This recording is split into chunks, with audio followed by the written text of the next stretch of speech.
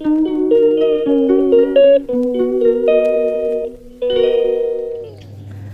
Morning. আজকে হচ্ছে Sunday. সবাইকে হ্যাপি সানডে। সানডে একটা স্পেশাল দিন, সেই কারণেই সানডের ব্যাপারে এরকম একটা কথা বলা হয়। সবার জীবনেই রবিবারে কিছু না কিছু একটু স্পেশালিটি তো থাকেই। কারোর খাওয়া দাওয়ার ব্যাপারে থাকে, কারোর ঘোরাঘুরির ব্যাপারে থাকে। কেউ হয়তো রবিবার উপলক্ষে কোথাও বেড়াতে যায়, প্ল্যান করে, যেহেতু উইকেন্ডের ছুটি থাকে। তো সেই জন্যই এই একটা স্পেশাল কথা বলা হয় যে হ্যাপি সানডে। নাহলে সপ্তাহে 7টা দিনই সমান। আমি আজকে এই যে মেশিনে কাচতে বসিয়েছি।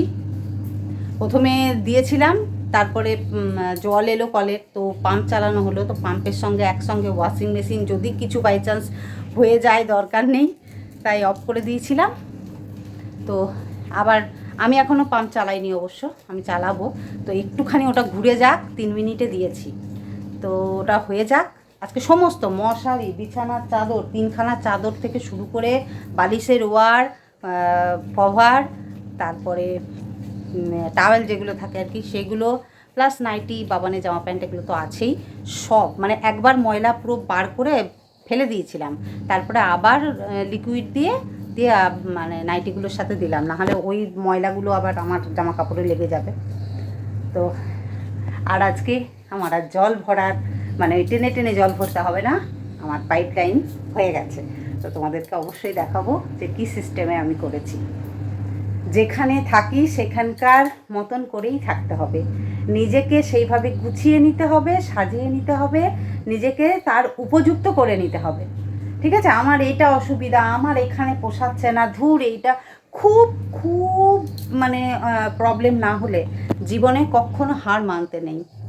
তাই আমি কখনো হার মানিনি, কঠিন কঠিন পরিস্থিতিতেও আমি হার মানিনি।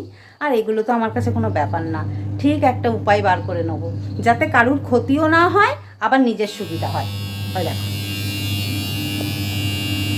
3 মিনিট হয়ে গেছে, দুবার ধুয়ে নিব, তারপরে পাম্পটা চালাবো। লড়াই করে বেঁচে থাকাই হচ্ছে জীবন। জীবনে প্রত্যেকটা পদে পদে সবাইকে লড়াই করেই কিন্তু বেঁচে থাকতে হয়।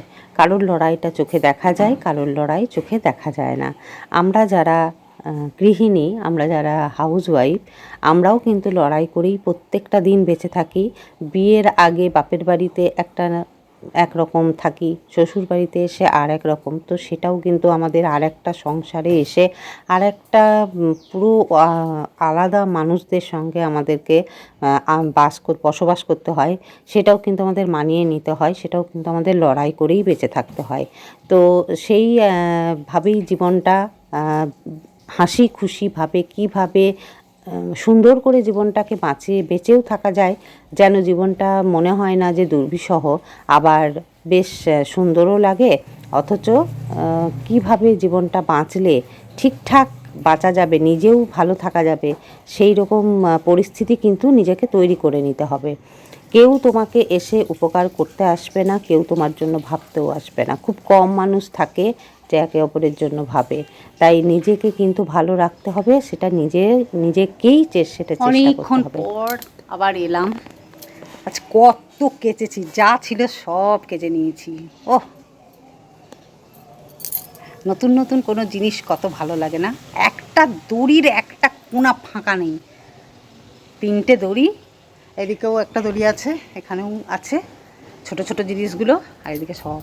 এখন শুধু হচ্ছে এই আকাশ দেবতা, তুমি বৃষ্টি নামিয়ে দিও না, রোদ না ওঠো, হাওয়াটা দাও, অন্তত সব শুকাক। পুড়ে সর্বনাশ, এখন যদি বৃষ্টি নেমে যায়।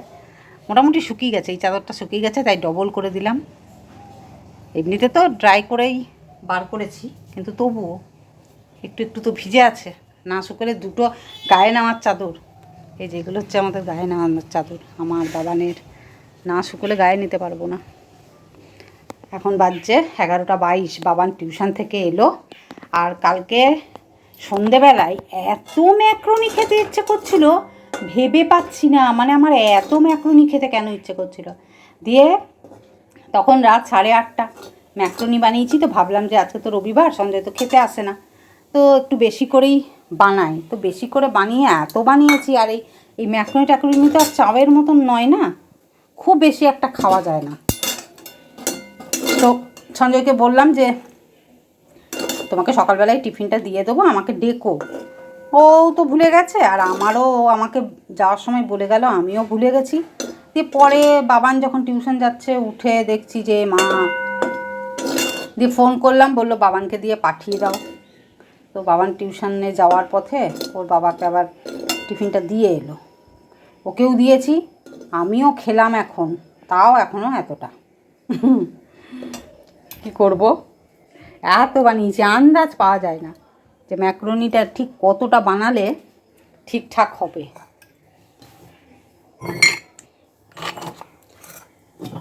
আমি চা খাইনি, আমি খেলাম একটুখানি, ম্যাকরোনিই খেলাম।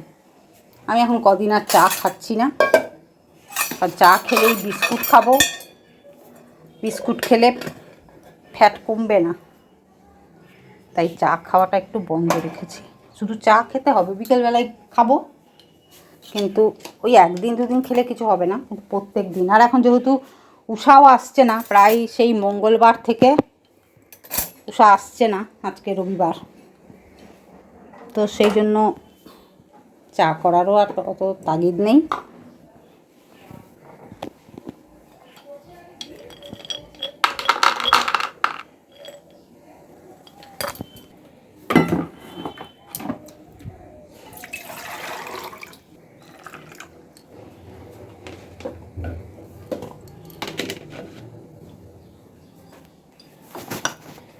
আজকে আবার আমন্ড কিনতে হবে। আর আজকে সকালবেলায় বাবা যখন টিউশন গেছে ওকে ডিম সেদ্ধ করে দিয়েছি, তো যেহেতু ঝিকটা এঁঠো ছিল, আর এখন তো নিজেরাই বাসন মেজে নিচ্ছে, অতএব সবই ধোয়া মোছা, সবসময় মাজা ঘষাই থাকছে, এঁঠো বাসন থাকার তো কোনো ব্যাপার নেই, রাতেও খেয়ে মেজেই নিচ্ছি। তো ওকে ডিম সেদ্ধ করে দিলাম, তো ঝিকটা এঁঠোই হলো, তো আর আমি ধুইনি আজকে, ওই জন্য আগে ভাতটা বসিয়ে দিয়েছি। আর দুটো ডিম আছে ফ্রিজে। ব্যাক ক্যামেরা করে এত কথা বলা যায়? দুটো ডিম আছে, তো কী করবো, ডাল আছে, ডিমের অমলেট করে দেবো। আর কালকে সয়াবিন আলু পটলের তরকারি করেছিলাম, একটুখানি আছে, কিন্তু ওটা তো এই বেলায় আর কেউ খাবে না, তো ওটা রাতে রুটি দিয়েই খাবো। আর এমন একটা কিছু তরকারি করব যেটা হয়ে যাবে। তো দেখি বাস্কেটটা বার করি, ভেন্ডি আছে, চলো তাতে করে রান্নাবান্না করে নিই। বাইরে এখন বেশ ঝাঁ চকচকে রোদ, অনেকক্ষণ পর, এখন বাজছে 12:24। তা একবার ঝিঝি ঝিঝি টিপ টিপ টিপ টিপ বৃষ্টি শুরু হয়েছিল, সব তুললাম, কারণ তো প্রায় শুকনো সব, তো কিছু কিছু একদমই শুকিয়ে গেছে, আর এই কটা মাত্র ভিজে আছে। যাক, রোদটা আবার উঠলো বলে একটু দিয়ে দিলাম। আজকে রান্না করেছি হচ্ছে, এটা হচ্ছে ভেন্ডি আলু ভাজা, আর এই যে ডাল,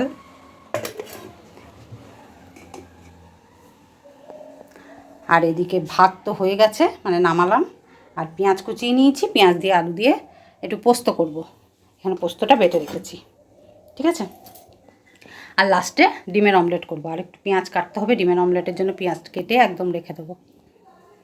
আর বেশ ভালো হাওয়া দিচ্ছে জানো। আর এই যে বাবানের প্রজেক্ট আবার আমাকে লিখতে হচ্ছে, পাঠিয়ে দিয়েছে প্রজেক্ট ফিজিক্যাল এডুকেশানের, তো বসেছিলাম, ওই এখন এক পাতা মতন একটু লিখলাম। আর দেখো চাদর শুকিয়ে গেছে, মশারিটা শুকিয়ে গেছে, মশারি তো ডিবানের ভিতর ঢুকিয়ে দিয়েছি, চাদর এটা শুকিয়ে গেছে, তো এই চাদরটা পারবো না, পাতা ছিল তো এটা পাতলে আর মনে হবে না নতুনত্ব। তো আর আমার আবার দুটো পার্সেল এলো, এখনও খুলে দেখার টাইম পাইনি।